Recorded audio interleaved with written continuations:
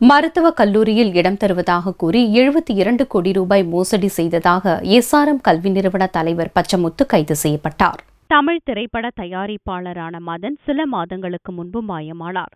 அவர் எழுதியதாக வெளியான கடிதத்தில் எஸ்ஆர்எம் பல்கலைக்கழகத்தில் மருத்துவ படிப்புக்கு சீட் வாங்கி தருவதாக கூறி மாணவர்களிடம் பெற்ற பணத்தை பச்சமுத்துவிடம் ஒப்படைத்து விட்டதாகவும் பணம் கொடுத்த மாணவர்களுக்கு மருத்துவ சீட் வழங்க வேண்டும் என்றும் குறிப்பிடப்பட்டிருந்தது.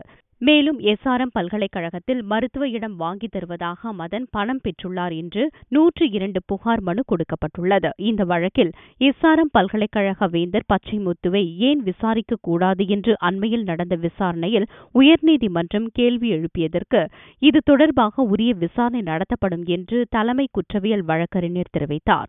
இதையடுத்து வழக்கு விசாரணைக்காக ஆஜராக வேண்டும் என்று பச்சமுத்துவுக்கு குற்றப்பிரிவு போலீசார் சம்மன் அனுப்பினர். இதன் பேரில் சென்னை எழும்பூரில் உள்ள மத்திய குற்றப்பிரிவு அலுவலகத்திற்கு வியாழன் மாலை பச்சமுத்து வந்தார். அவரிடம் விடிய போலீசார் விசாரணை நடத்தினர். சுமார் 15 மணி நேரங்களுக்கு மேலாக நடந்த விசாரணையின் முடிவில் பச்சமுத்து கைது செய்யப்பட்டார். அவர் மீது மோசடி செய்தல், நம்பிக்கை மோசடி செய்தல் உள்ளிட்ட 3 பிரிவுகளின் கீழ் வழக்கு பதிவு செய்யப்பட்டது.